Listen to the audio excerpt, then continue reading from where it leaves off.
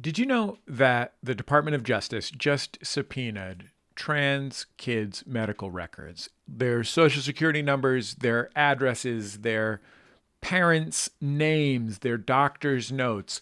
Literally, this is a quote from the subpoena, every record of every type about trans kids' medical care. Medical care that is recommended, by the way, by every major medical organization in this country. I swear this is true. Me and my kids were among the folks who were targets. And maybe you're about to post in the comments, what about medical privacy? What about HIPAA? And that's what makes it so scary. Let me explain. This whole thing hinges on the FTC, the Federal Trade Commission.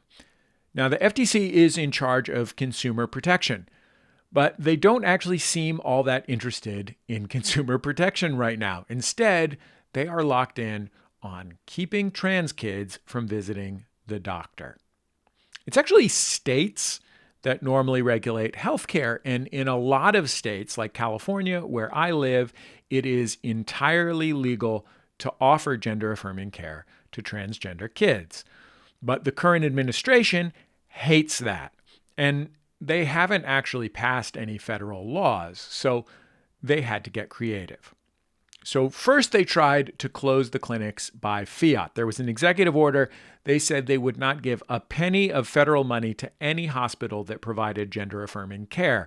Now that means like Medicare and Medicaid. It's a lot of the revenue that hospitals get. Now that is not how government is supposed to work, but the threat actually led to some pretty big closures. My kids used to go to Children's Hospital in Los Angeles, and they laid off their entire gender care department. But that bit of extortion didn't work everywhere, so they had to come up with something else. So they took the people at the FTC, whose job normally is like to make sure that if Ford says a Ford Focus gets 18 miles per gallon in a television commercial, that's actually true. They took those people and they figured out how to use them to target trans kids. And what they came up with is the absolutely bananas assertion that providing gender affirming care in and of itself is, and I swear to God this is true, medical fraud. Basically, they're saying that families like mine are getting tricked by our doctors, that it's fake medicine. Now, again, I hate to repeat this, but every single major medical association in the United States recommends this care for trans kids. It is the actual evidence-based medical scientific approach to care. It is what doctors think is best for transgender kids. But these people at the FTC, they're not doctors, they're lawyers. They don't know medical care, but they know loopholes, and they think they have found one. The loophole that they think they have found is this. If they accuse doctors of fraud, then technically they are then investigating a crime. And if they're investigating a crime, they can have the Department of Justice subpoena hospitals and clinics and doctors for whatever they want, including confidential medical records.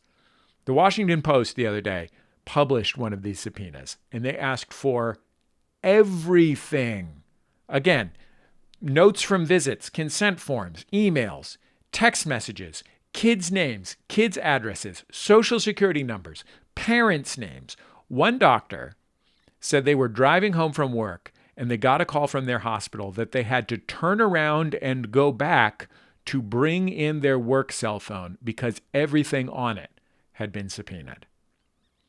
Why? Why are they doing this? Because they want to run every doctor who cares for trans kids out of business. They want to terrify every parent to the point where they don't bring their kids to the doctor. They want to scare every hospital into closing their clinics. Basically, it's another extortion tactic. Close up shop, or for the next however long, we will put you through hell. So far, the FTC and the DOJ have announced that they have subpoenaed more than 20 clinics. I know that the one my kids go to, Children's Hospital in Los Angeles, was on that list. And I wrote to the hospital, wrote to their chief counsel, and asked, what are you doing to resist these subpoenas? They did not write back. My presumption is that they rolled over and gave up everything. In fact, I think that probably most or all of these hospitals and clinics gave up everything. Why? Because that's how extortion rackets work. The hospitals know if they're the one that's not rolling over, they're going to be the one that gets treated the worst. It's just basic, simple bullying. It's like gangster tactics. This is a really, really big deal. There are only a few thousand kids getting this care in the entire country. The estimate is something like 3,000. That means there are less than 10,000 parents like me who are around to protect them. Our kids are brave. We are behind them. So are their doctors and nurses. But we need you to ask yourself, how would I feel if the federal government called my kid's doctor and demanded their social security number? How would I feel if a government lawyer sent a letter to my kid's doctor's office and demanded every note that she had ever taken about my child? Ask yourself that. What if your name was on a list? What if your husband's name was on a list? Your child's name was on a list at the Department of Justice, at the FTC? How would you feel? If you feel even a little bit of the fear that is at the bottom of my gut right now, maybe take it and put it somewhere. Speak up for trans kids. Write to one of your legislators about this. Explain to your weird but well-meaning uncle that nobody is transing anyone. We just want to keep our kids safe and healthy, and this is the evidence-based way to do it. How about if there's a doctor in your life, you ask them if they would be willing to learn the care protocols? How about if you know a journalist who might write about this, you ask them that they put kids' actual human experiences first in their stories? Because right now it is crisis time. They are trying to terrify us, and it is working. It's time for us to fight back.